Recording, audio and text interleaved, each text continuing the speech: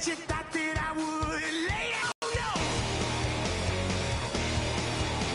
See me and thanks me in my cup all night long. Wheel your tongue at my throne of power. Oh no. I never for a second thought that I was dead. Oh no. I never for a second let you into my head. Oh.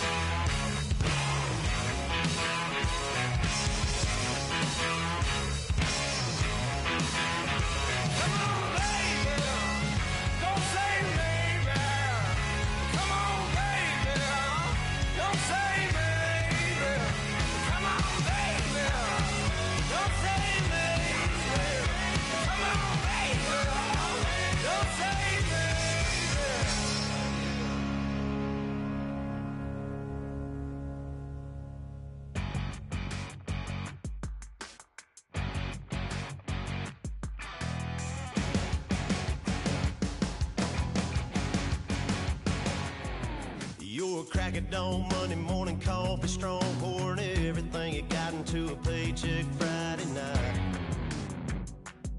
You're a power stroke, diesel backhoe riding king, 18-wheeler driving, living life in between the lines of clocking in and quitting time. But then the six-string circus comes to town. We hang them speakers over the crowd. When the lights come on, everybody screaming, lighters in the sky, yeah, everybody singing every word to every song of the girl they're taking tonight. When the lights come on, everybody's feeling a hallelujah from the floor to the ceiling. Yeah, the drink that we're the smoke that we're the party we throw, it's going all night long. When the lights come on, when the lights come on, you're a little shy thing with a wild side. On a night like this, you just can't hide, cause it's time to live it up. So come on and raise your cup. If we're talking about memories, yeah, we're gonna make them. Talking about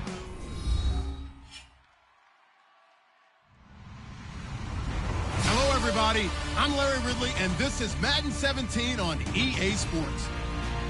In today's matchup, the passing game will be a focus. The Jets are top 10 in forcing interceptions, and they'll be up against the Buccaneers, who will be testing that coverage. With that, let's hand it over to Brandon Godden and Charles Davis. They've got the call of this Week 6 matchup. Thank you, Larry. Coming to you from just off the New Jersey Turnpike in East Rutherford, we are just about set for football on EA Sports from MetLife Stadium. Today, we've six matchup for you here between the Tampa Bay Buccaneers and the New York Jets.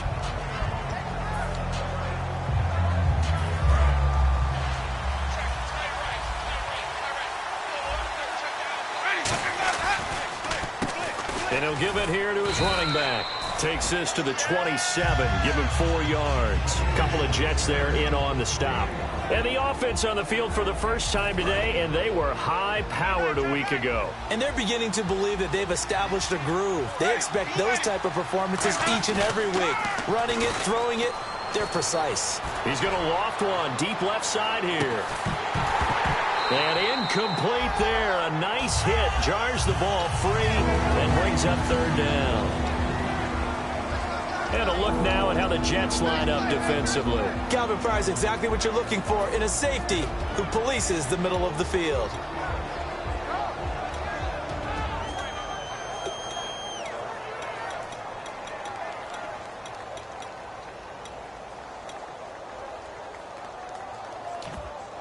Third play here, this opening drive, as they're up against a 3rd and 5. And he motions the wide receiver. Winston from the gun on 3rd down. And he connects with Ebron. Now the ball comes loose, and they take over. They'll set up shop at the 46-yard line. And without a doubt, not the way they pictured that opening drive unfolded. No, they were making progress. They weren't exactly in high gear, but they were making a few yards along the way. And now that they've coughed it up, you got to go back to the sidelines and regroup a little bit. Let's go! Now they'll run it on the toss. And he is going to lose yardage here. That's going to go as a loss of a yard, and it'll be 2nd down. One of the toughest things for an offensive lineman to learn is the ability to get in space and hit people who are moving targets. And linebackers are not easy ones to hit because they know how to move, juke, and make you miss. And that's exactly what he did on that play. Nowhere to escape, and he goes down. They'll wind up losing 10 on the sack, and it'll lead to a 3rd and long. And the defense will try and pin their ears back and get pressure again here after the sack. It's 3rd down. Here we go!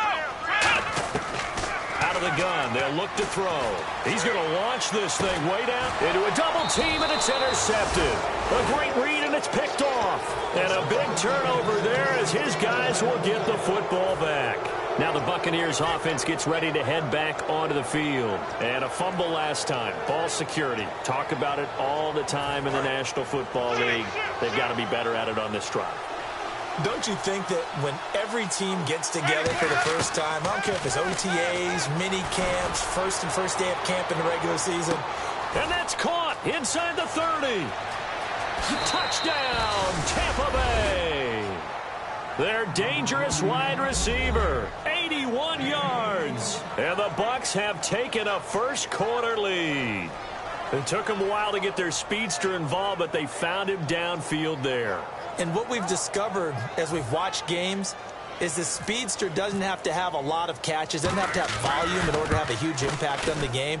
His speed scares the heck out of defenses, and other guys can capitalize, but when you finally hit him and he carries it all the way into the end zone, that's what you're paying him for. That big threat that can make big plays on a limited number of catches. That's how you step on the stage with your first catch. Take it to the house. And a fair catch signaled for and taken successfully. Now the Jets offense about set to take over as they head onto the field. And following the interception, we'll see what they can put together on this drive. I can hear my old college coach right now. He always used to tell us before every game, the team making the fewest mistakes will win. What they're hoping is that last mistake is their only one of the game. Coaches, that's all they talk about, turnovers, right? Minimizing those and maximizing opportunities. So now 11 yards to go for this offensive unit. It's second down. As a guy carrying the ball, your eyes are going to direct your feet, and you're hoping they carry you to the open spaces. But it's awfully difficult at times because you have so many things you have to look out for. Where's the line blocking? Where's the traffic coming from? Tough to find open spots. And a lot of the weight of this offense falls on the shoulders of the running back. That's because the offense knows if they give him any openings, any opportunities, he can turn it into a big play at any time. Escaping the pressure right. And that is incomplete. Normally, he's pretty reliable. Usually catches what's thrown to him. On that play, he simply dropped it.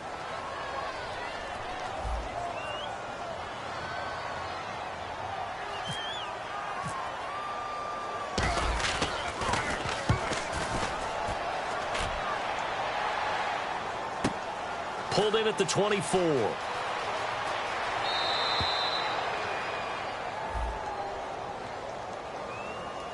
So the flag is for roughing the kicker, a big 15-yard penalty. And I'm not sure that was the time to go all out after the kicker. Plenty of time left in this game.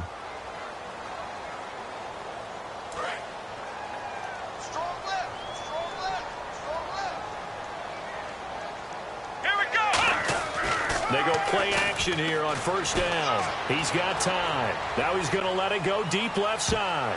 And he bats it away, and it falls down incomplete. On the defensive side of the ball, we're going to look at the starters for Tampa Bay. And, Charles, how about Vernon Hargreaves? A pick they were excited to make because in their division, they've got to have guys who can slow down some of the best receivers in the league. And Vernon Hargreaves fits that profile. Very sharp, very intelligent. He operates well on the corner. Nowhere to go here. He lost the football. On plays like this where the ball comes free, it's often unusual for the team that lost it to get it back because this is the quarterback. The ball gets away from him. Everyone else is trying to execute what they're supposed to do on offense. They're usually looking in the other direction, downfield, or have moved away from it. In this case, though, a teammate is able to come up with the ball. Yeah, the Bucs with an extra defender in the secondary now on third down. Back to throw. Looking deep downfield. And this one is incomplete. Certainly some contact there, and that's why there's a penalty on the defender for pass interference. So hard to time it up for a defender to hit the receiver when the ball arrives. Got there a little bit early on that one. They'll run it now out of the gun. Fighting him off. Just ran right through the trash. Call it a gain of 4 on first, and that'll make it second down. Not a run that you're going to write home about, but still a good first down run. That's what an offense calls staying on schedule. 3 to 4 yards on first down, you're set up very well for the rest of the drive.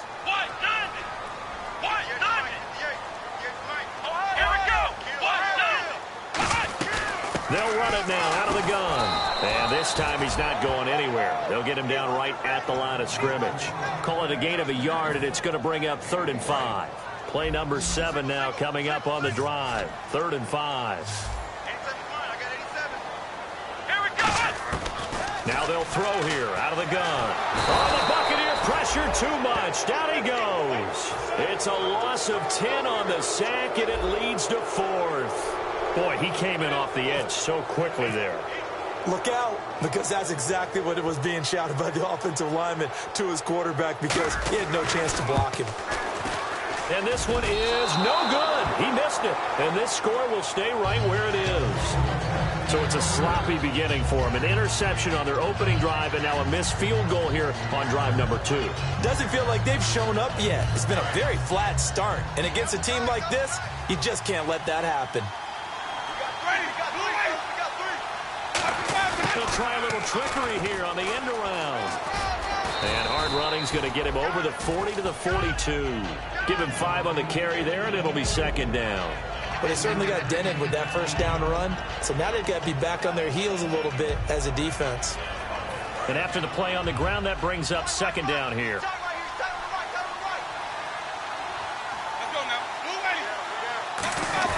Play action now. Winston. And that one got tipped. Kind of threw everything off. It brings up 3rd.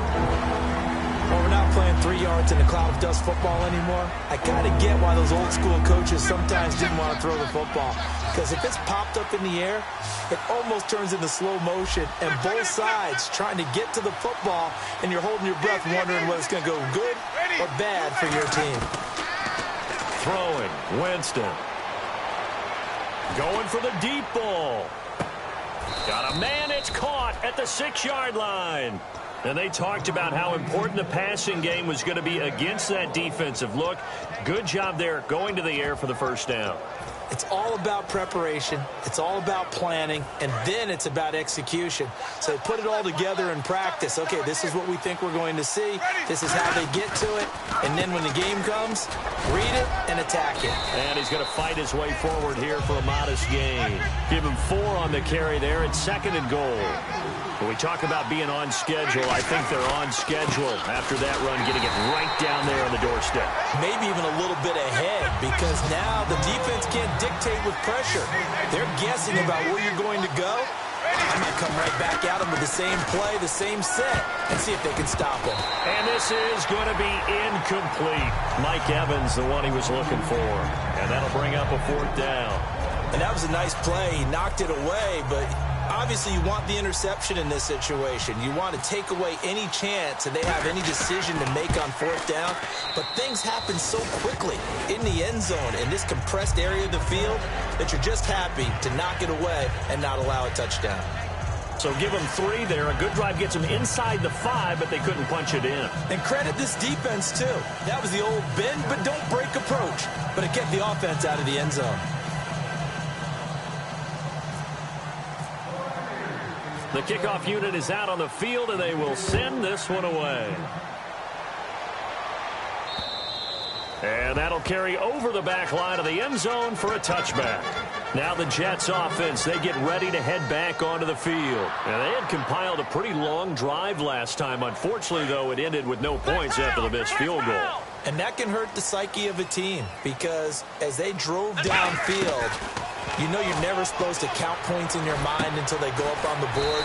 But let's face it, we've been there. We've seen teams before on those points. They didn't get them. Can they come back now, start over again?